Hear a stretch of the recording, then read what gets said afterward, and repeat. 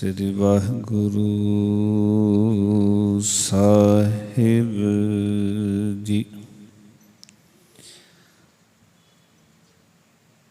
तू सुल्तान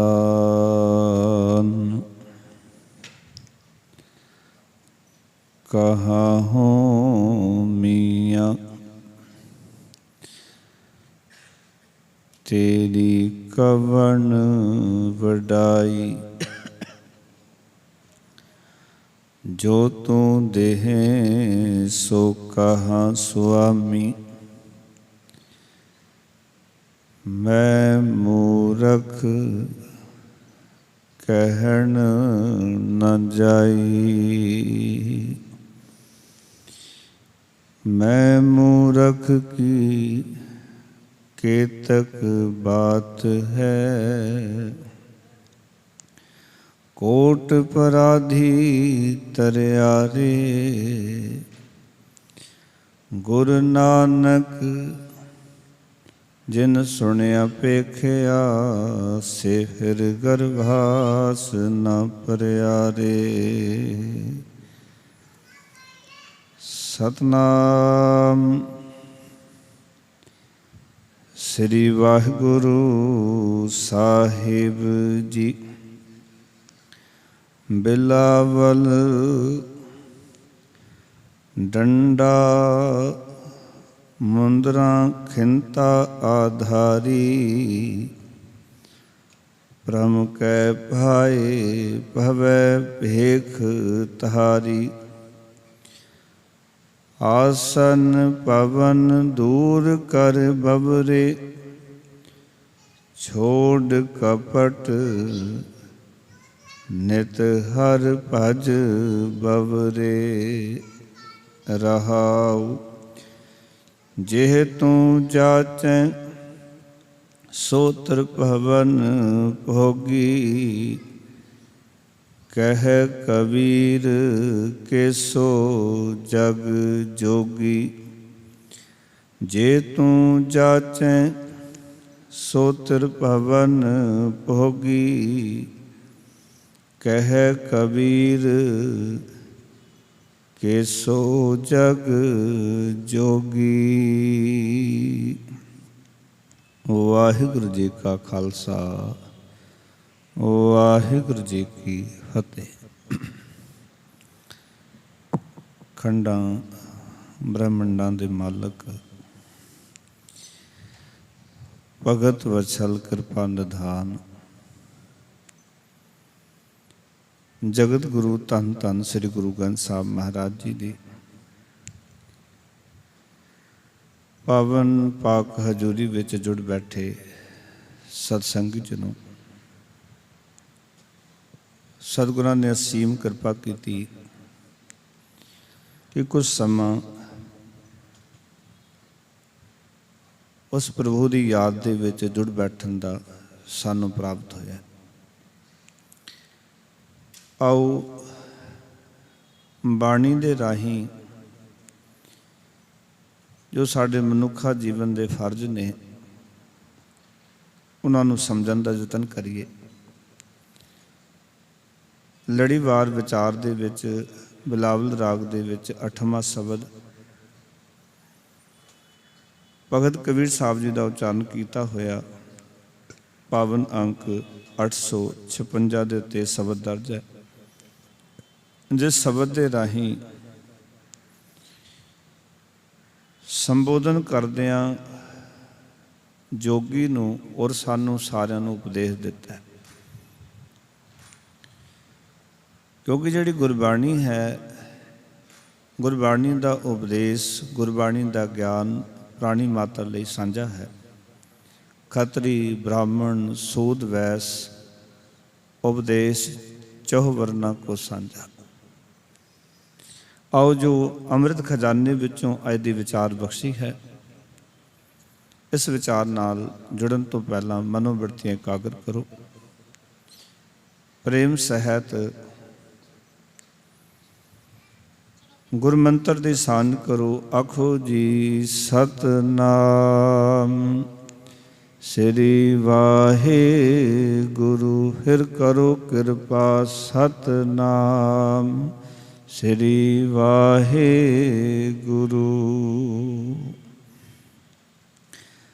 ਭਗਤ ਜੀ ਆਖਣ ਲੱਗੇ, ਆਸਨ ਪਵਨ ਦੂਰ ਕਰ ਬਵਰੇ, ਛੋੜ ਕਪਟ ਨਿਤ ਹਰ ਭਜ ਬਵਰੇ ਰਹਾਓ। ਕਿਉਂਕਿ ਆਮ ਮਨੁੱਖੀ ਜੀਵਨ ਦੇ ਵਿੱਚ ਬਾਹਰ ਦੀਆਂ ਜਿਹੜੀਆਂ ਕਿਰਿਆਵਾਂ ਹਨ ਉਹ ਮਨੁੱਖ ਦੇ ਉੱਤੇ ਹਾਵੀ ਹਨ। ਜਿਸ ਤਰ੍ਹਾਂ ਕਹਿ ਲਈਏ, ਮਨੁੱਖ ਨੇ ਧਰਮ ਬਾਹਰ ਦੀਆਂ ਰਸਮਾਂ ਨੂੰ ਹੀ ਸਮਝਿਆ ਹੋਇਆ, ਕਿਉਂਕਿ ਮਨੁੱਖੀ ਸੋਚ ਜਿਹੜੀ ਹੈ ਉਹ ਇਹ ਹੈ ਕਿ ਬਾਹਰ ਦੀਆਂ ਕੁਝ ਰਸਮਾਂ ਜਿਹੜੀਆਂ ਉਹ ਕਰ ਲਈਆਂ ਜਾਣ ਤਾਂ ਉਹਨਾਂ ਰਸਮਾਂ ਦੇ ਆਧਾਰ 'ਤੇ ਅਸੀਂ ਧਰਮੀ ਬਣ ਜਾਵਾਂਗੇ। ਭਗਤ ਕਬੀਰ ਸਾਹਿਬ ਜੀ ਸ਼ਬਦ ਦੇ ਵਿੱਚ ਆਖਣ ਲੱਗੇ ਹੇ ਝੱਲੇ ਜੋਗੀ। ਬਵਰੇ ਦਾ ਅਰਥ ਹੁੰਦਾ ਹੈ ਪਾਗਲ, ਝੱਲਾ, ਕਮਲਾ। ਉਸ ਨੂੰ ਸੰਬੋਧਨ ਕਰਦਿਆਂ ਆਖ ਰਹੇ ਨੇ ਕਿ ਤੂੰ ਝੱਲਾ ਹੈ, ਤੂੰ ਪਾਗਲ ਹੈ, ਹੇ ਜੋਗੀ। ਯੋਗ ਅਭਿਆਸ ਤੇ ਪ੍ਰਾਣਾਯਾਮ ਨੂੰ ਤਿਆਗ। ਕਿਉਂਕਿ ਜੋਗੀਆਂ ਨੇ ਯੋਗ ਅਭਿਆਸ ਨੂੰ ਜਾਂ ਪ੍ਰਾਣਾਯਾਮ ਨੂੰ ਇਹ ਸਮਝਿਆ ਸੀ ਵੀ ਇਹ ਰੱਬ ਨਾਲ ਜੁੜਨ ਦਾ ਵਸੀਲਾ ਹੈ। ਪਰ ਇਹ ਜਿਹੜਾ ਅਭਿਆਸ ਹੈ ਇਹ ਸਾਡੇ ਮਨ ਨੂੰ ਰੱਬ ਨਾਲ ਨਹੀਂ ਜੋੜ ਸਕਦਾ। ਇਹ ਕੇਵਲ ਸਾਡੇ ਸਰੀਰ ਨੂੰ, ਸਾਡੀ ਬੋਡੀ ਨੂੰ, ਇਸ ਨੂੰ ਤਾਂ ਠੀਕ ਰੱਖਣ 'ਚ ਮਦਦ ਕਰ ਸਕਦਾ ਪ੍ਰਾਣਾਯਾਮ ਜਾਂ ਯੋਗ ਅਭਿਆਸ, ਪਰ ਰੱਬ ਦੇ ਨਾਲ ਜੁੜਨ ਵਿੱਚ ਇਹ ਮਦਦ ਨਹੀਂ ਕਰ ਸਕਦਾ। ਅੱਜ ਵੀ ਬਹੁਤ ਸਾਰੇ ਲੋਕ ਜਿਹੜੇ ਨੇ, ਔਰ ਮੈਂ ਦੇਖਦਾ ਸਿੱਖਾਂ ਦੇ ਵਿੱਚ ਵੀ, ਉਹਨਾਂ ਨੂੰ ਲੱਗਦਾ ਵੀ ਸ਼ਾਇਦ ਇਹ ਜਿਹੜੀ ਕਿਰਿਆ ਹੈ, ਇਸ ਕਿਰਿਆ ਦੇ ਨਾਲ ਰੱਬ ਦੀ ਪ੍ਰਾਪਤੀ ਹੋ ਸਕਦੀ ਹੈ। ਅਤੇ ਉਹ ਜਦੋਂ ਲੋਕਾਂ ਨੂੰ ਸਿਖਾਉਂਦੇ ਨੇ, ਕਿਉਂਕਿ ਅਸੀਂ ਦੇਖਦੇ ਕਿ ਜਿਹੜੇ ਪ੍ਰਾਣਾਯਾਮ ਕਰਾਉਣ ਵਾਲੇ ਨੇ ਜਾਂ ਜਿਹੜੇ ਯੋਗ ਅਭਿਆਸ ਕਰਨ ਵਾਲੇ ਨੇ, ਉਹ ਜਿਸ ਤਰ੍ਹਾਂ ਦੀ ਕੈਟਾਗਰੀ ਦੇ ਲੋਕਾਂ 'ਚ ਵਿਚਰਦੇ ਨੇ ਉਸ ਤਰ੍ਹਾਂ ਦੀਆਂ ਗੱਲਾਂ ਉਹਨਾਂ ਨਾਲ ਸਾਂਝੀ ਕਰਦੇ। ਜੇ ਉਹ ਸਿੱਖਾਂ 'ਚ ਵਿਚਰਦੇ ਨੇ, ਉਹਨਾਂ ਨੂੰ ਕਹੋ ਵੀ ਜਦੋਂ ਪ੍ਰਾਣ ਮਤਲਬ ਤੁਸੀਂ ਸਾਹ ਲਓ ਅਤੇ ਵਾਹਿਗੁਰੂ ਉੱਪਰ ਨੂੰ ਖਿੱਚੋ, ਅਤੇ ਜਦੋਂ ਬਾਹਰ ਕੱਢੋ ਅਤੇ ਬਾਹਰ ਨੂੰ ਵਾਹਿਗੁਰੂ ਕਰੋ। ਜੇ ਉਹ ਕਿਤੇ ਹਿੰਦੂਆਂ 'ਚ ਵਿਚਰ ਰਹੇ ਨੇ, ਕਹਿਣਗੇ ਰਾਮ ਤੁਸੀਂ ਉੱਪਰ ਨੂੰ ਖਿੱਚੋ ਅਤੇ ਬਾਹਰ ਸਾਹ ਕੱਢਿਆ, ਰਾਮ ਬਾਹਰ ਕੱਢੋ। ਉਹ ਜੇ ਈਸਾਈਆਂ 'ਚ ਵਿਚਰਦੇ ਨੇ ਅਤੇ ਉਹ ਕਹਿੰਦੇ ਨੇ ਗੋਡ ਨੂੰ ਕਹਿੰਦੇ ਜੋ ਸਵਾਸ ਲੈ ਕੇ ਉੱਪਰ ਖਿੱਚੋ ਅਤੇ ਥੱਲੇ ਕਰੋ। ਆਓ ਜਿਸ ਕੈਟਾਗਰੀ 'ਚ ਉਹ ਵਿਚਰਦੇ ਨੇ, ਉਹਨਾਂ ਲੋਕਾਂ ਨੂੰ ਉਸ ਧਰਮ ਦੇ ਨਾਮ ਨਾਲ ਜੋੜ ਕੇ, ਔਰ ਉਹਨਾਂ ਨੂੰ ਕਹਿੰਦੇ ਇਸ ਤਰ੍ਹਾਂ ਤੁਸੀਂ ਨਾਲ ਤਾਂ ਕਹਿੰਦੇ ਨਾਮ ਜਪਿਆ ਜਾਏਗਾ ਅਤੇ ਨਾਲ ਤੁਹਾਡਾ ਸਰੀਰ ਵੀ ਠੀਕ ਰਹੇਗਾ। ਨਾਮ ਜਪਣ ਲਈ ਅਸਲ ਦੇ ਵਿੱਚ ਬਹੁਤ ਜ਼ਿਆਦਾ ਇਕਾਗਰਤਾ ਦੀ ਲੋੜ ਹੈ। ਨਾਮ ਦੇ ਨਾਲ ਹੋਰ ਕਿਰਿਆ ਦਾ ਚਲਾਣਾ ਇਹ ਬੜਾ ਔਖਾ ਹੈ। ਜਦੋਂ ਆਪਾਂ ਕਹਿੰਦੇ ਹੋਰ ਕਿਰਿਆ ਕਰਦੇ ਹਾਂ, ਉਸ ਵੇਲੇ ਨਾਮ ਦਾ ਜਪਣਾ, ਦੇਖੋ ਇੱਕ ਚੀਜ਼ ਗੱਲ ਸਮਝਿਓ ਕਿ ਇੱਕ ਬੱਚੇ ਨੇ ਸਾਈਕਲ ਚਲਾਉਣਾ ਸਿੱਖਣਾ ਹੋਵੇ, ਉਸ ਵਾਸਤੇ ਦੋਹਰੀ ਇਕਾਗਰਤਾ ਚਾਹੀਦੀ ਹੈ, ਕਿਉਂਕਿ ਸ਼ੁਰੂਆਤ ਕਰ ਰਿਹਾ। ਜੇ ਉਹ ਸਟੀਅਰਿੰਗ ਵੱਲ ਧਿਆਨ ਨਹੀਂ ਰੱਖੇਗਾ, ਆਪ ਵੀ ਡਿੱਗੇਗਾ, ਸਾਈਕਲ ਵੀ ਟੁੱਟੇਗਾ। ਜੇ ਕਿਸੇ ਨੇ ਗੱਡੀ ਚਲਾਉਣੀ ਸਿੱਖਣੀ ਹੈ ਤਾਂ ਉਸਨੂੰ ਦੋਹਰੀ ਇਕਾਗਰਤਾ ਚਾਹੀਦੀ ਹੈ। ਸਟੀਅਰਿੰਗ ਵੱਲ ਧਿਆਨ ਵੀ ਰੱਖਣਾ, ਗੇਅਰਾਂ ਵੱਲ ਵੀ ਰੱਖਣਾ, ਸਾਰੀਆਂ ਚੀਜ਼ਾਂ ਵੱਲ ਰੱਖਣਾ।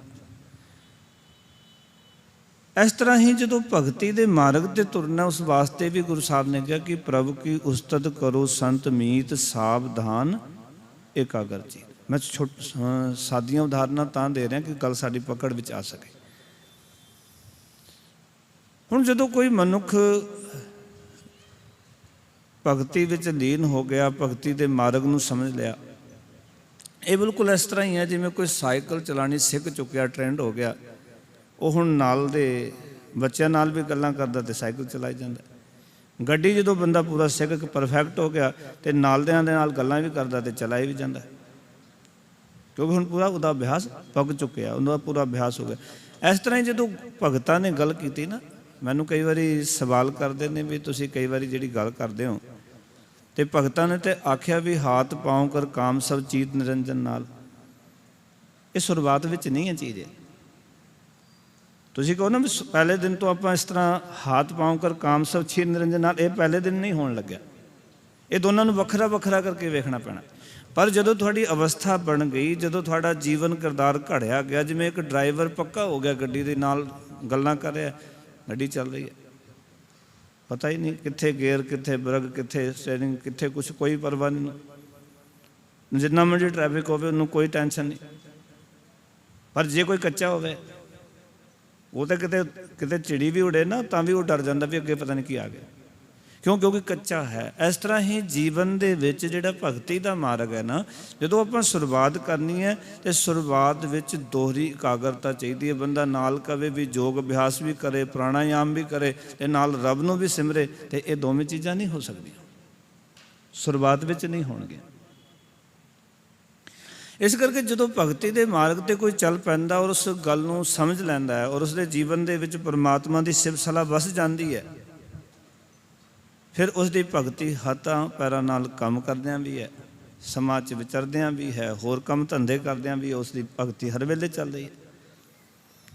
पर तुसीं पहले दिन कहो, ये उन्हां अवस्थावां विचों सवाल निकले सन जदों कि भगत नामदेव जी नूं भगत त्रिलोचन जी ने पुछया सी कि नामा माया मोहया कहत लोचन मीत, काए छिपो छायल राम ना लाभो चीत। तो उन्होंने अगों जिहड़ा जवाब दिता सी, नामा कह त्रिलोचना मुखते राम समाल, हाथ पाँव कर काम सब चीत निरंजन नाल। हत्थां पैरां नाल काम करना चित निरंजन नाल है। और ऐसी उदाहरण बहुत सारियां दित्तियां भगत नामदेव जी ने। वो कहते ने, आनी ले कागद काटी ले गूड़ी, आकाश मध्य भरमी अले, पंच जना सो बात बतौआ, चीत सो डोरी राखी अले। हुणे बच्चों ने बड़ियां पतंगा उड़ाइयां, जिहड़े ट्रेंड बच्चे ने जिन्होंने अभ्यास है पतंग उड़ाने का, भगत नामदेव जी कहते हैं वो आनी ले कागज, क्योंकि उन तो समा चेंज हो गया, दुकान पर जाओ पैसे दो पतंग खरीद के ले जाओ। पुराना समय ऐसा नहीं है, पहला कागज़ लियाना, उसनूं वढ़ना, उसकी पतंग तैयार करनी तां उड़ानी। अजोका समा चेंज हो चुका है, सब कुछ मार्केट बनी बनाई चीज़ां मिल जानियां। अज तक जिहड़ी चीज़ां भी बच्चों की एक्टिविटियां होंदियां स्कूलों के अंदर, तो उस समान वास्ते जो देंदे ने ते दुकानदार को जाओ, कहते भी सारा कुछ समान इकट्ठा बनया होया, ये सस्ता पेगा, जे वखरा वखरा लेना तो महंगा पेगा। तुसी जो गृहस्थी बैठे हो, परिवार वाले अपने बच्चों को पढ़ाते हो, जिहड़ा इकट्ठा समान है वो सस्ता है, जिहड़ा अलग अलग खरीद के तुसी बनाना चाहते हो महंगा पेगा तुहानूं, क्योंकि वो पैकिंग की हुई है अगला ने ਲੱਖਾਂ की गिनती में, तो उन्होंने वो सस्ता पैंदा। अलग अलग चीज़ां खरीदोगे तो वो बहुत सारा महंगा हो जाता है। इस तरह पुरातन समय दे विच भगत नामदेव जी कहते हैं, बच्चे की करते सन, कागज़ लियाते सन, उसनूं कट के काज नूं पतंग बनाते सन, आकाश विच उड़ाते सन। तो वो की करते सन कि अपने साथियों नाल गल्लां भी करते सन, पर उन्हां दा ध्यान डोर विच हुंदा सी। पर अभ्यासी का ही था, जिहड़ा पहला दिन मेरे वर्गा पतंग चढ़ान उड़े तो उन्होंने तो पता ही नहीं भी उड़नी किवें, उहदे कोलों नहीं हो सकता। इस तरह ही गुरु साहब जी ने जब भगतां ने इस विचारधारा नूं साडे सामने रखिया। हुण भगत नामदेव जी जे कह रहे हैं कि मेरा जिहड़ा चित्त है वह निरंजन विच जुड़िया होया, नामा कहत लोचना मुखते राम समाल, हाथ पाँव कर काम सब चीत निरंजन नाल। ये भगत नामदेव जी का लंबे समय का अभ्यास है। तुसी पहले दिन कहो भी इस तरह हो सकता तो नहीं हो सकता। इस करके भगत जी कह रहे ने, हे जोगी भी आसन पवन दूर कर बवरे। आसन पाओ कि तू जेड़े आसन ला के बैठदा है, योग अभ्यास करदा है। पवन का अर्थ है प्राणायाम करदा है। हे झल्ले जोगी अपने जीवन चो इन्हां नूं दूर कर पाओ, त्याग दे जे रब नूं मिलना चाहुंदा है। इस ढंग दे नाल रब की प्राप्ति नहीं हो सकती। भुलेखा तो पैदा हो सकता जीवन के विच, भगत कहते पर रब की प्राप्ति नहीं हो सकती, सच की प्राप्ति नहीं हो सकती। फिर कहन लगे, कहते ने ये जिहड़ा तू पाखंड कर रहा है ये भी जीवन चों त्याग दे, क्योंकि मनुख जदों पाखंड के रस्ते ते तुरदा प्यारिओ तो उस वेले वो परमात्मा के नेड़े नहीं हो पाता। इस करके भगत जी इत्थे ये भी कह रहे हैं, इस पाखंड नूं छड्ड सदा प्रभु की बंदगी कर। हे जोगी, ਜਿਹੜੇ पाखंड विच ਜਿਹੜੇ कर्म कांडां विच जिन्हां क्रियावां विच तू लिप्त है, तू खचित है, तू गलतान है, छोड़ कपट नित हर भज बवरे। ये जिहड़ा कपट है ना, ये छड़ दे।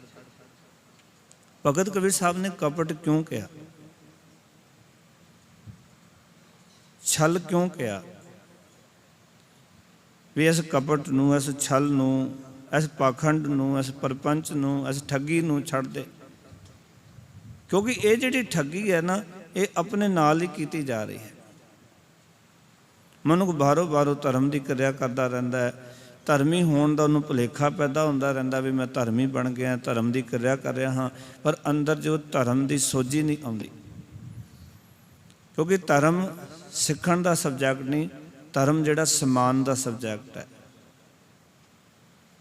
केला आपां जो धर्म नूं केवल सिखण का यतन करदे, माफ़ करना, धर्म जिहड़ा कला सिखण का सबजैक्ट नहीं, धर्म जिहड़ा है वो समान का सबजैक्ट है। समझण की गल है, धर्म समझण की गल है। जे समझांगे नहीं तो धर्म साडे जीवन का आधार नहीं बन सकता। असीं कई बार सोचते हैं भी सिर्फ ज्ञान हासिल कर, इस करके कई बार बंदा जो ज्ञान हासिल कर लैंदा है, धर्म की सोझी भी आ जाती है, उसनूं बहुत सारा कुछ याद हुंदा, पर फिर भी बंदा धर्मी नहीं हुंदा। गुरुआं दे नाम भी चेते ने, बाणी भी चेते है, बड़ा कुछ चेते, पर धर्मी नहीं है। क्योंकि धर्म केवल सिखण का नाम नहीं है, धर्म जिहड़ा है वो समझण का नाम है। भी धर्म नूं समझना, धर्म है की? असल में धर्म है रब्बी कानून, परमेश्वर का नेम, उसनूं समझना है भी ये किद्दां चल रहा है, संसार की खेड किवें वरत रही है, किस ढंग दे नाल गुरु साहब जी ने उस खेड नाल सानूं जोड़न का यतन किया है। फिर मैं बेनती करा, संसार की बहुत सारिया जिहड़ियां क्रियावां ने वो मनुख नूं कर्म कांड वल लैके जांदियां हन। और गुरसिੱਖੀ ਦੇ ਵਿੱਚ कर्म कांड जिहड़ा है वो बिल्कुल परवाह नहीं, कोई पाखंड, कोई धोखा। क्योंकि धोखा जदों आपां धर्मी समझ लैंदे, अपने आप ਨੂੰ धोखा कर रहे ਹੁੰਦੇ ਆ, क्योंकि असीं अंदरों अजे धर्मी बने नहीं ਹੁੰਦੇ। धर्म का अर्थ ही तो ये सी कि एक रब्बी कानून, रब्बी नेम, रब्बी मर्यादा ਨੂੰ अपने जीवन 'ਚ उतार लेना, तो वो तो उतर ही नहीं होंदी। जिहड़ी रब्बी मर्यादा है, रब्बी कानून है, वो साडे जीवन का आधार नहीं बनिया हुंदा। ये सारिया गल्लां शुरुआती ने कि जो आप गुरुद्वारे आके सत्संग में बैठ के बाणी सुननी है, कीर्तन सुनना है, पाठ सुनना है, कथा करनी है, जब कथा सुननी है, जब ये सारिया गल्लां शुरुआती हैं। ये साखियां चेते करनियां तो इस तरह ने जिवें कि बच्चे नूं पिले विच पाने ना आपां ते उहनूं फोटो दिखाने। हुण बच्चा पूरी जिंदगी फोटो फड़ के बैठा रहे,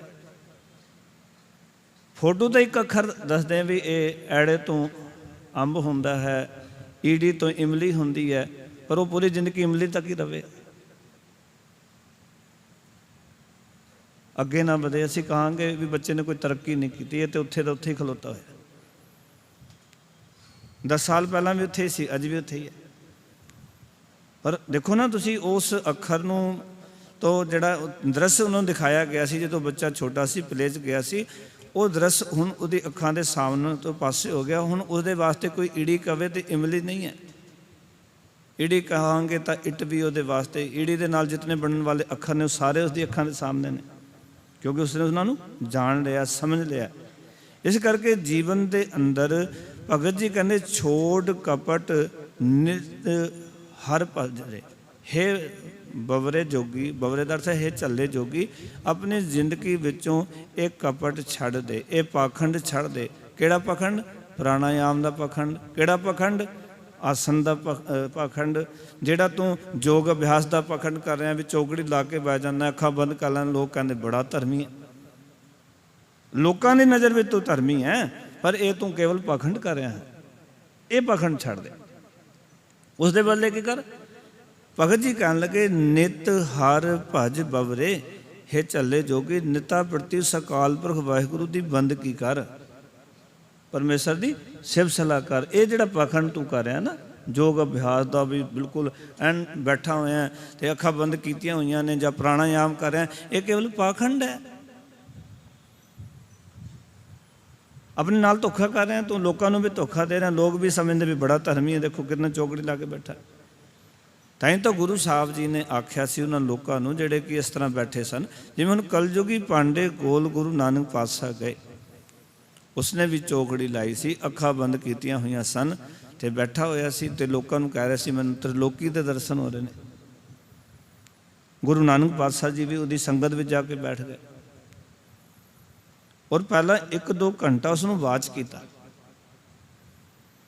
ਆਪਣੀ ਗੱਲ ਜਾਂਦੇ ਹੀ ਨਹੀਂ ਰੱਖਦੇ। ਤੇ ਇਹ ਵੀ ਧਿਆਨ ਰੱਖੋ, ਜਦੋਂ ਆਪਣੀ ਗੱਲ ਸਮਾਜ ਵਿੱਚ ਪਰਿਵਾਰ ਵਿੱਚ ਕਰੋ, ਪਹਿਲਾਂ ਉਸ ਗੱਲ ਨੂੰ ਵਾਚ ਕਰੋ ਵੀ ਇੱਥੇ ਗੱਲ ਕਹਿਣੀ ਹੈ ਕਿ ਨਹੀਂ ਕਹਿਣੀ। ਆ ਸਾਡੇ ਘਰਾਂ ਦੇ ਬਹੁਤ ਸਾਰਿਆਂ ਦੇ ਕਲੇਸ਼ ਇਸ ਕਰਕੇ ਨਹੀਂ ਕਿਉਂਕਿ ਅਸੀਂ ਮੂੰਹ 'ਤੇ ਗੱਲ ਐਵੇਂ ਠੋਕ ਦਿੰਦੇ। ਕਈ ਵਾਰੀ ਉਸ ਦੀ ਲੋੜ ਨਹੀਂ ਹੁੰਦੀ ਕਹਿਣ ਦੀ। ਬਹੁਤ ਸਾਰੇ ਲੋਕ ਮੈਨੂੰ ਆਉਂਦੇ ਨੇ ਵੀ ਦੱਸੋ ਵੀ ਸਾਡੇ ਘਰ ਦਾ ਕਲੇਸ਼ ਕਿਵੇਂ ਖਤਮ ਹੋਏਗਾ। ਮੈਂ ਇੱਕੋ ਬੇਨਤੀ ਕਰਦਾ, ਪਹਿਲਾਂ ਗੱਲ ਨੂੰ ਵਾਚ ਕਰੋ, ਗੱਲ ਨੂੰ ਸਮਝਣ ਦਾ ਯਤਨ ਕਰੋ। ਸਾਡੇ ਸਮਾਜ ਵਿੱਚ ਛੋਟੀ ਛੋਟੀ ਗੱਲਾਂ ਤੋਂ ਜੇ ਘਰਾਂ ਵਿੱਚ ਤਕਰਾਰਾਂ ਨੇ, ਉਸਦੇ ਕਾਰਨ ਲੱਭਣ ਦਾ ਯਤਨ ਕਰੋ।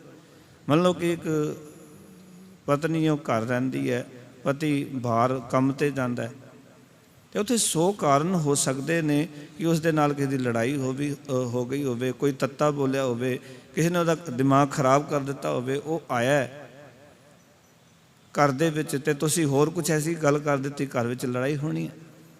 ਪਰ ਅਸੀਂ ਉਹਨਾਂ ਚੀਜ਼ਾਂ ਨੂੰ ਵਾਚਣ ਦਾ, ਸਮਝਣ ਦਾ ਯਤਨ ਨਹੀਂ ਕਰਦੇ।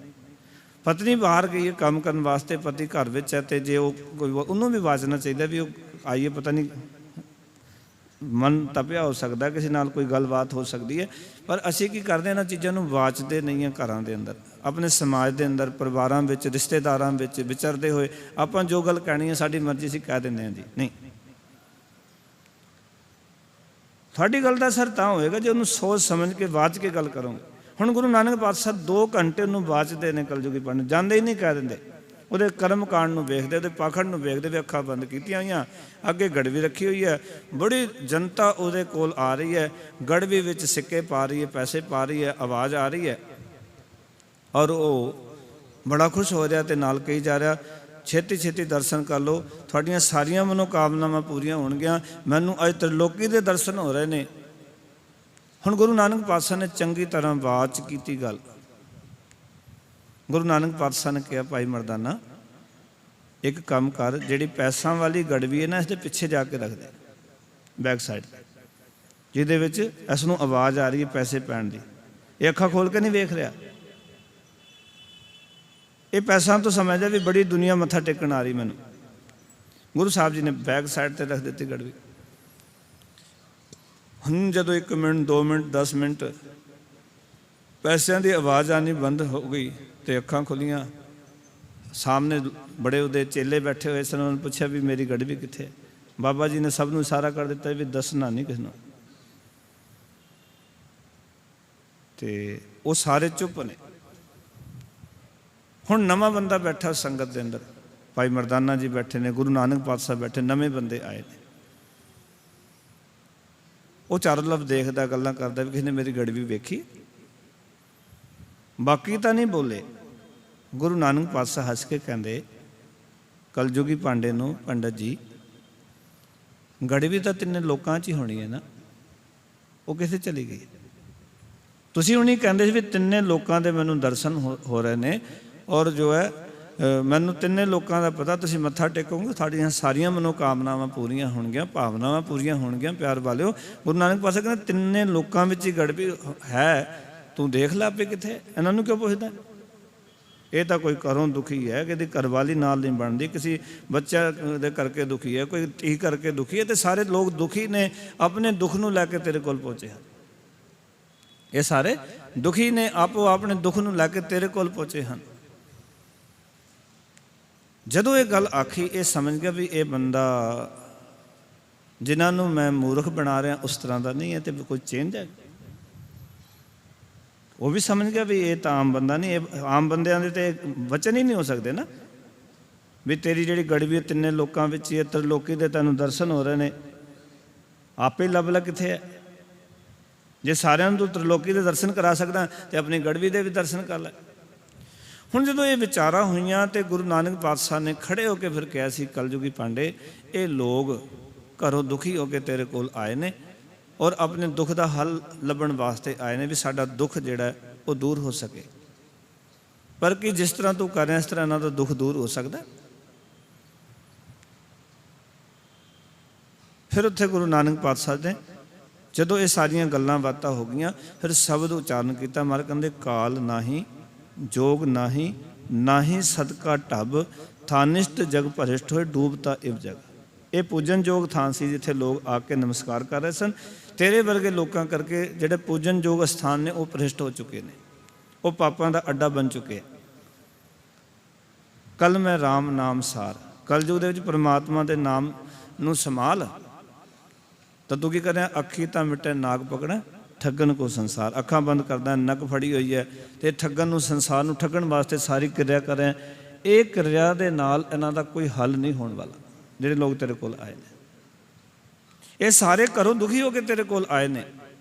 ਜਦੋਂ ਬਾਬੇ ਨਾਨਕ ਨੇ ਡੰਕੇ ਦੀ ਚੋਟ ਨਾਲ ਉੱਥੇ ਸ਼ਬਦ ਉਚਾਰਨ ਕਰਕੇ ਉਹਦੇ ਅੰਦਰ ਦੇ ਹਾਲਾਤ ਦੱਸੇ ਜੋ ਉਹ ਕਰ ਰਿਹਾ ਸੀ, ਔਰ ਸ਼ਬਦ ਦੇ ਰਾਹੀਂ ਉਹਨੂੰ ਗਿਆਨ ਹੋ ਗਿਆ, ਗੁਰੂ ਨਾਨਕ ਪਾਤਸ਼ਾਹ ਦੇ ਚਰਨੀ ਪੈ ਗਿਆ। ਮਹਾਰਾਜ ਕਿਉਂ ਕਰਦਾ ਸੀ? ਕਹਿਣ ਲੱਗਾ, ਮਹਾਰਾਜ ਮੈਨੂੰ ਨਹੀਂ ਪਤਾ ਕੋਈ ਤ੍ਰਿਲੋਕੀ ਦਾ, ਮੈਨੂੰ ਕੋਈ ਗਿਆਨ ਨਹੀਂ, ਮੈਨੂੰ ਕੋਈ ਸਮਝ ਨਹੀਂ। ਫਿਰ ਕਹਿੰਦੇ ਮੈਂ ਤਾਂ ਕੇਵਲ ਆਪਣੇ ਬੱਚਿਆਂ ਦਾ ਪੇਟ ਪਾਲਣ ਵਾਸਤੇ ਸਾਰਾ ਕੁਝ ਕਰ ਰਿਹਾ ਸੀ। ਗੁਰੂ ਨਾਨਕ ਹੱਸ ਕੇ ਕਹਿੰਦੇ, ਪੇੜ ਤਾਂ ਦੂਜੇ ਢੰਗ ਨਾਲ ਲੋਕਾਂ ਨੂੰ ਗਿਆਨ ਦੇ ਕੇ ਵੀ ਪਾਲਿਆ ਜਾ ਸਕਦਾ, ਲੋਕਾਂ ਨੂੰ ਕੁਮਾਰਗ ਤੋਂ ਵਰਜ ਕੇ ਵੀ ਪਾਲਿਆ ਜਾ ਸਕਦਾ। ਇਹ ਲੋਕ ਤੇਰੀ ਸੇਵਾ ਕਰਨਗੇ। ਕੁਝ ਸਮਾਂ ਗੁਰੂ ਨਾਨਕ ਪਾਤਸ਼ਾਹ ਦੇ ਕੋਲ ਰਹੇ, ਸਿੱਖੀ ਦਾ ਸਿਧਾਂਤ ਦ੍ਰਿੜ ਕਰਾਇਆ। ਕਹਿੰਦੇ ਹੁਣ ਇਸ ਸਿੱਖੀ ਦਾ ਪ੍ਰਚਾਰ ਕਰ, ਇਹ ਲੋਕ ਹੁਣ ਤੇਰੇ ਚੰਗੇ ਕਰਮਾਂ ਕਰਕੇ ਤੇਰੀ ਸੇਵਾ ਕਰਨਗੇ, ਤੇਰੇ ਪਰਿਵਾਰ ਦਾ ਗੁਜ਼ਾਰਾ ਵੀ ਹੋਵੇਗਾ ਤੇ ਇਹਨਾਂ ਲੋਕਾਂ ਦੇ ਮਸਲੇ ਵੀ ਹੱਲ ਹੋਣਗੇ। ਇਹਨਾਂ ਲੋਕਾਂ ਦੇ ਮਸਲੇ ਹੱਲ ਕਰ, ਇਹਨਾਂ ਦੀ ਪ੍ਰੋਬਲਮਾਂ ਹੱਲ ਕਰ, ਉਹਨਾਂ ਨੂੰ ਸੁਣ ਧਿਆਨ ਨਾਲ, ਕੀ ਕਹਿਣਾ ਚਾਹੁੰਦੇ, ਕਿਉਂ ਪਰੇਸ਼ਾਨ ਨੇ ਲੋਕ, ਉਹਨਾਂ ਦਾ ਹੱਲ ਦੱਸਣਾ ਜ਼ਰੂਰੀ ਹੈ ਨਾ ਪਿਆਰੇ ਗੁਰਸਿੱਖੋ। ਜੇ ਆਪਾਂ ਹੱਲ ਹੀ ਨਹੀਂ ਕਰ ਪਾ ਰਹੇ ਤੇ ਸਮਝ ਲਓ ਅਸੀਂ ਫੇਲ ਹਾਂ। ਅਸੀਂ ਆਪਣੇ ਸਮਾਜ ਨੂੰ ਇੱਕ ਸੋਹਣਾ ਸਮਾਜ ਨਹੀਂ ਬਣਾ ਪਾ ਰਹੇ।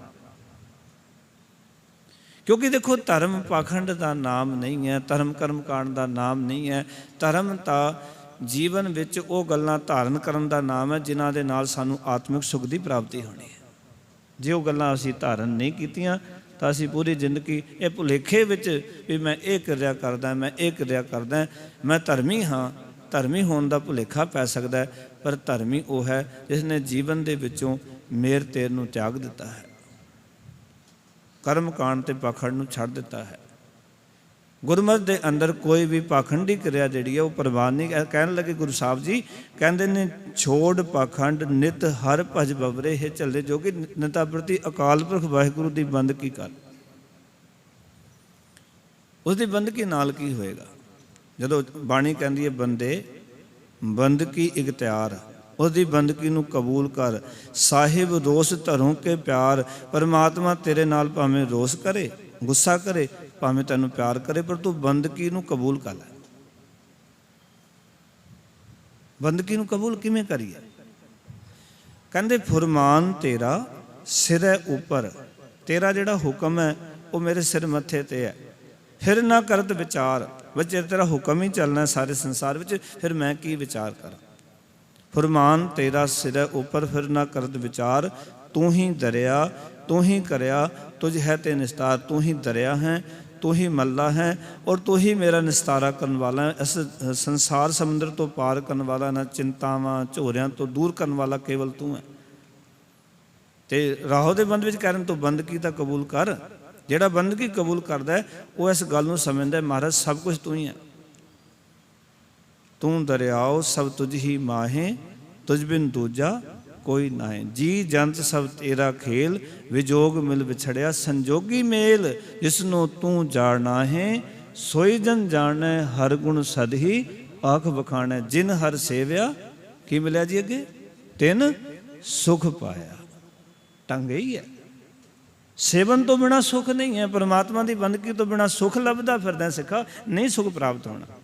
ਜਿਨ ਸੇਵਿਆ, ਜਿਨਨੇ ਸੇਵਿਆ ਉਹਨੂੰ ਸੁਖ ਦੀ ਪ੍ਰਾਪਤੀ ਹੋਈ।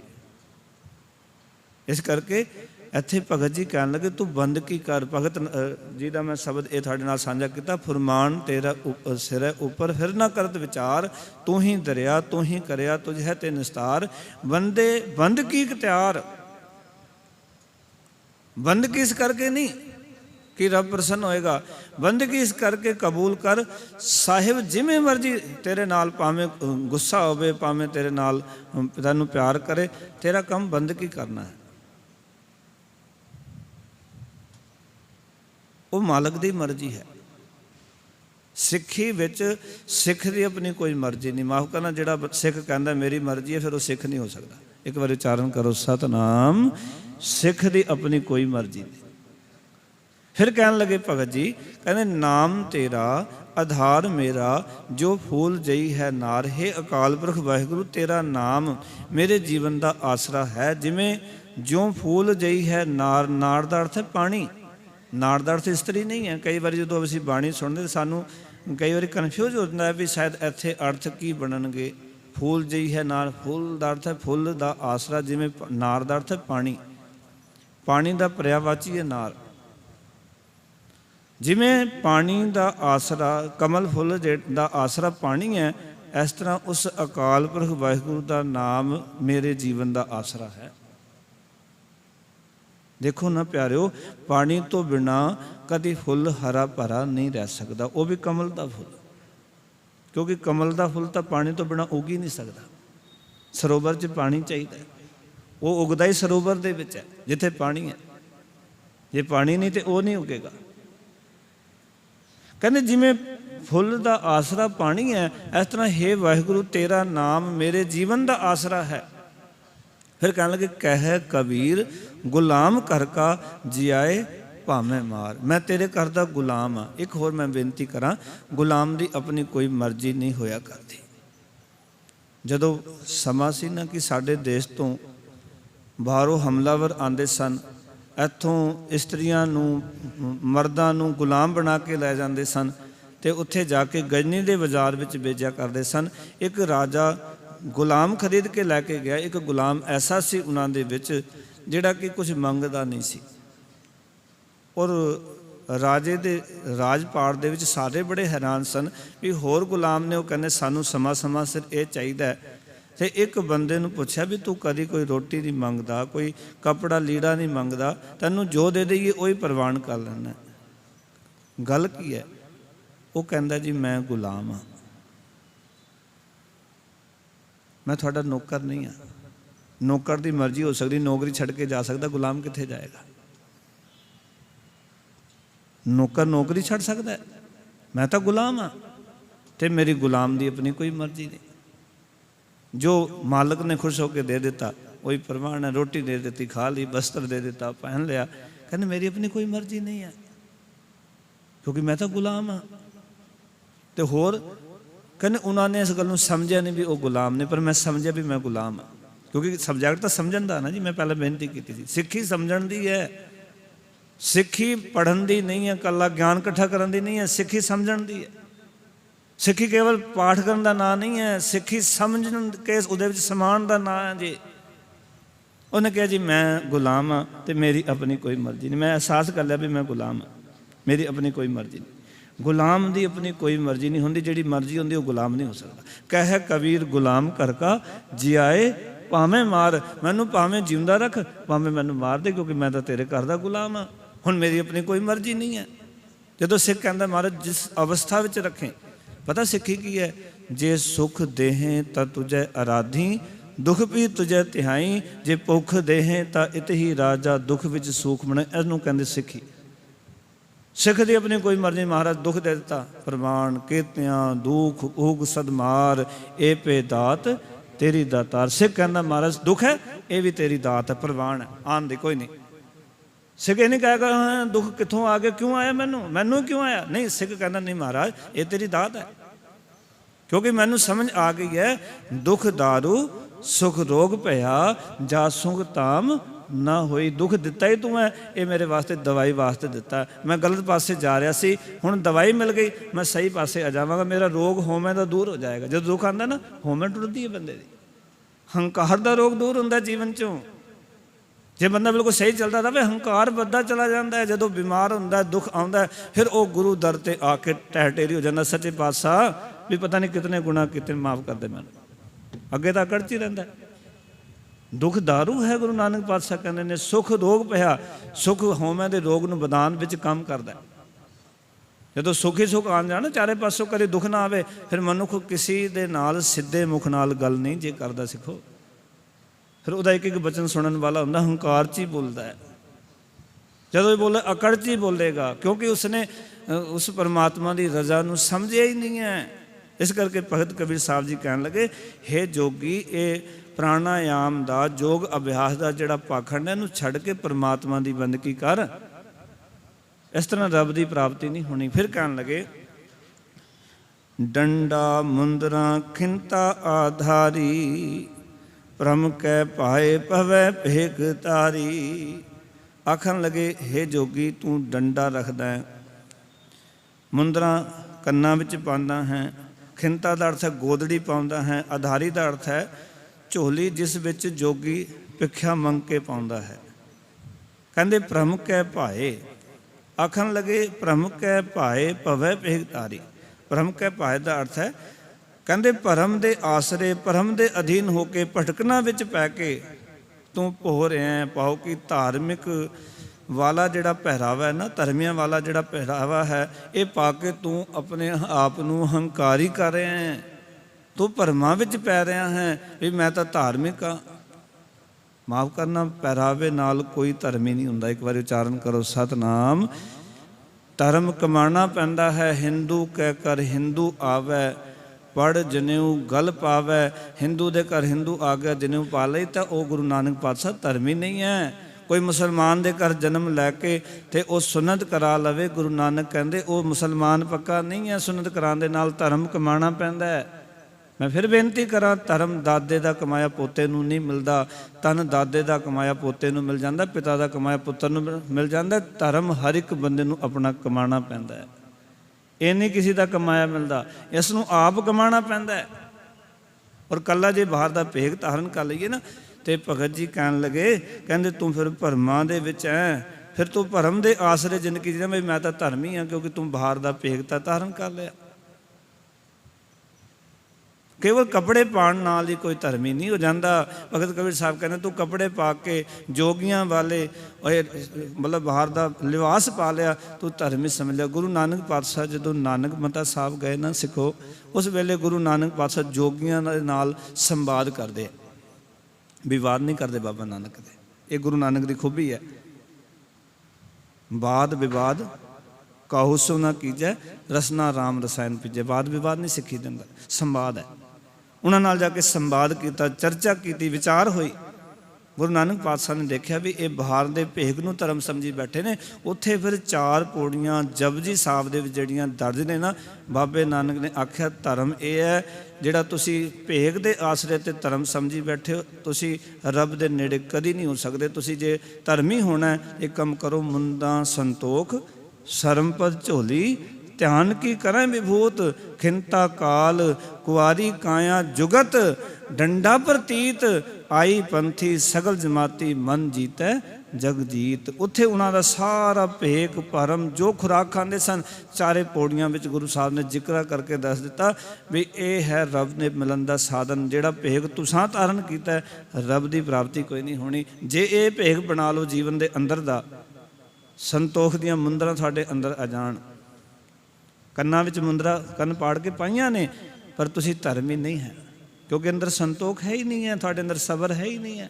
ਮੁੰਦਾ ਸੰਤੋਖ ਸਰਮ ਪਦ ਝੋਲੀ। ਸਰਮ ਦਾ ਅਰਥ ਉਦਮ ਦੀ ਝੋਲੀ, ਗੋਦੜੀ ਬਣਾਓ। ਜਿਹੜੀ ਤੁਸੀਂ ਇਹ ਪਾ ਕੇ ਝੋਲੀ ਲੋਕਾਂ ਨੂੰ ਮੰਗਣ ਵਾਸਤੇ, ਵਸਤੂਆਂ ਪਾਉਣ ਵਾਸਤੇ ਤੁਰ ਪੈਂਦੇ ਹੋ, ਆਪਣਾ ਉਦਮ ਕਰੋ ਆਪ। ਲੋਕਾਂ ਕਰ ਕਿਉਂ ਮੰਗਣ ਜਾਂਦੇ ਹੋ? ਇਹ ਸਾਰੀ ਵਿਚਾਰ ਬਾਬੇ ਨਾਨਕ ਨੇ ਉੱਥੇ ਬਖਸ਼ਿਸ਼ ਕੀਤੀ। ਭਗਤ ਕਬੀਰ ਸਾਹਿਬ ਜੀ ਆਖ ਰਹੇ ਨੇ, ਇਸ ਤਰ੍ਹਾਂ ਤੂੰ ਕਹਿੰਦੇ ਇਹ ਧਾਰਮਿਕ ਪਹਿਰਾਵਾ ਪਾ ਕੇ ਨਾ ਆਪਣੇ ਆਪ ਨੂੰ ਭਰਮ ਦੇ ਆਸਰੇ ਤੇ ਖੁਆਰ ਕਰ ਰਿਹਾ, ਭਟਕਣਾ ਵਿੱਚ ਪੈ ਰਿਹਾ। ਫਿਰ ਲਾਸਟ ਪੰਕਤੀਆਂ 'ਚ ਆਖਿਆ, ਕਹਿੰਦੇ ਨੇ ਜੇ ਤੂੰ ਜਾਚੈ ਸੋ ਤ੍ਰਿਭਵਨ ਜੋਗੀ। ਜਿਹੜਾ ਲੋਕਾਂ ਕੋਲ ਜਾ ਕੇ ਤੂੰ ਮੰਗਦਾ ਫਿਰਦਾ ਪਦਾਰਥ, ਇਹ ਮਾਇਆ, ਇਹ ਤੇ ਤਿੰਨੇ ਲੋਕਾਂ ਦੇ ਜਿਹੜੇ ਤਿੰਨੇ ਭਵਨਾਂ ਦੇ ਲੋਕ ਨੇ, ਇਹ ਮਾਇਆ ਤਾਂ ਪਹਿਲਾਂ ਹੀ ਵਰਤ ਰਹੇ ਨੇ। ਤੂੰ ਤਾਂ ਹੁਣ ਉਹਨਾਂ ਕੋਲੋਂ ਲਏਂਗਾ ਫਿਰ ਵਰਤੇਂਗਾ। ਇਹ ਤਾਂ ਤਿੰਨੇ ਲੋਕਾਂ ਦੇ ਭਵਨਾਂ ਦੇ ਲੋਕ ਇਸ ਮਾਇਆ ਨੂੰ ਵਰਤ ਰਹੇ ਨੇ। ਫਿਰ ਲਾਸਟ ਕਹਿਣ ਲੱਗੇ, ਕਹਿੰਦੇ ਕਹਿ ਕਬੀਰ ਕੇਸੋ ਜਗ ਜੋਗੀ। ਭਗਤ ਕਬੀਰ ਸਾਹਿਬ ਆਖਦੇ ਨੇ, ਹੇ ਜੋਗੀ ਇੱਕ ਕੰਮ ਕਰ। ਕੇਸੋ ਦਾ ਅਰਥ ਹੈ ਪਰਮਾਤਮਾ ਦਾ ਨਾਮ ਮੰਗਣ ਯੋਗ ਚੀਜ਼ ਹੈ। ਜੇ ਕੁਝ ਮੰਗਣਾ ਵੀ ਹੈ ਨਾ ਤਾਂ ਅਕਾਲ ਪੁਰਖ ਵਾਹਿਗੁਰੂ ਦਾ ਨਾਮ ਮੰਗਿਆ ਕਰੋ, ਉਚਾਰਨ ਕਰੋ ਸਤਨਾਮ। ਜਿਹੜਾ ਤੂੰ ਮੰਗਦਾ ਫਿਰਦਾ ਤੇ ਤਿੰਨੇ ਲੋਕਾਂ ਦੇ ਜਿਹੜੇ ਲੋਕ ਨੇ ਇਹ ਮੰਗਦੇ ਫਿਰਦੇ, ਤੂੰ ਰੱਬ ਦਾ ਨਾਮ ਮੰਗਿਆ ਕਰ। ਭਗਤ ਕਬੀਰ ਸਾਹਿਬ ਇੱਥੇ ਸਮਝਾਉਣ ਲੱਗੇ, ਕਹਿੰਦੇ ਤੂੰ ਪਰਮਾਤਮਾ ਦੇ ਨਾਮ ਨੂੰ ਮੰਗ, ਕਿਉਂਕਿ ਉਹੀ ਇੱਕ ਮੰਗਣ ਯੋਗ ਚੀਜ਼ ਹੈ। ਤਾਂ ਹੀ ਮਰਕ ਨੇ ਮੈਂ ਕਿਆ ਮੰਗੋ ਕਿਛ ਥਿਰ ਨਾ ਰਹਾਈ, ਹਰ ਦੀਜੈ ਨਾਮ ਪਿਆਰੀ ਜੀਓ। ਮੈਂ ਕੀ ਮੰਗਾ, ਕੋਈ ਸੱਚੇ ਪਾਤਸ਼ਾਹ ਥਿਰ ਰਹਿਣ ਵਾਲੀ ਚੀਜ਼ ਨਹੀਂ, ਇਹਨੂੰ ਆਪਣੇ ਨਾਮ ਦੀ ਦਾਤ ਮੇਰੀ ਝੋਲੀ 'ਚ ਪਾ ਦੇ।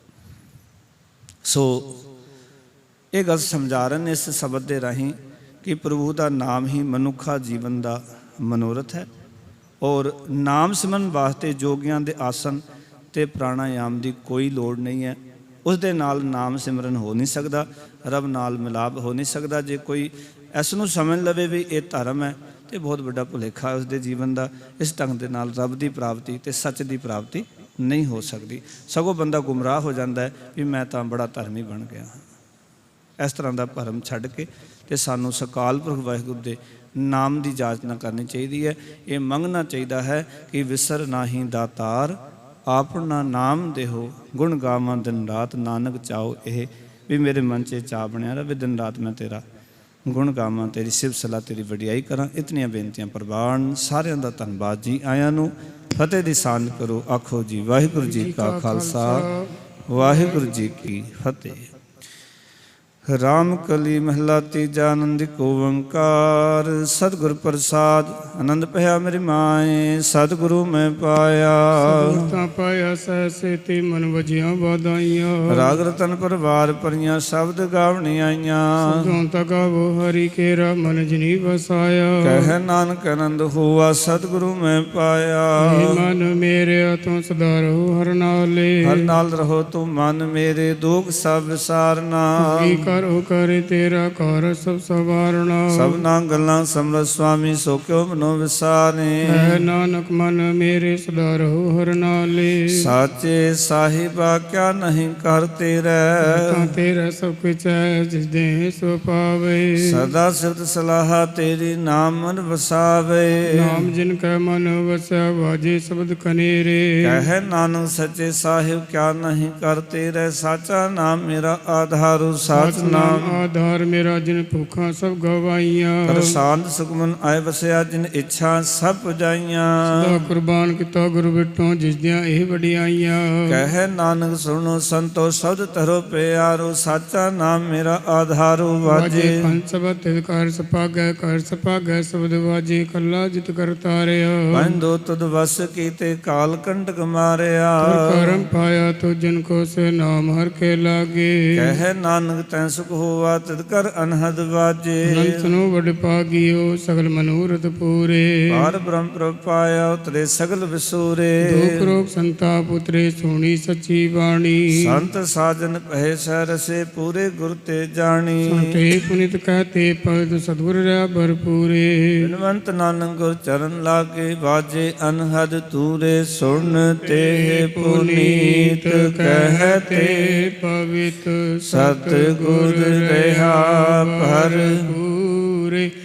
ਬਿਨਵੰਤ ਨਾਨਕ ਗੁਰ ਚਰਨ ਲਾਗੇ, ਵਾਜੇ ਅਨਹਦ ਤੂਰੇ। ਵਾਹਿਗੁਰੂ ਜੀ ਕਾ ਖਾਲਸਾ, ਵਾਹਿਗੁਰੂ ਜੀ ਕੀ ਫਤਿਹ।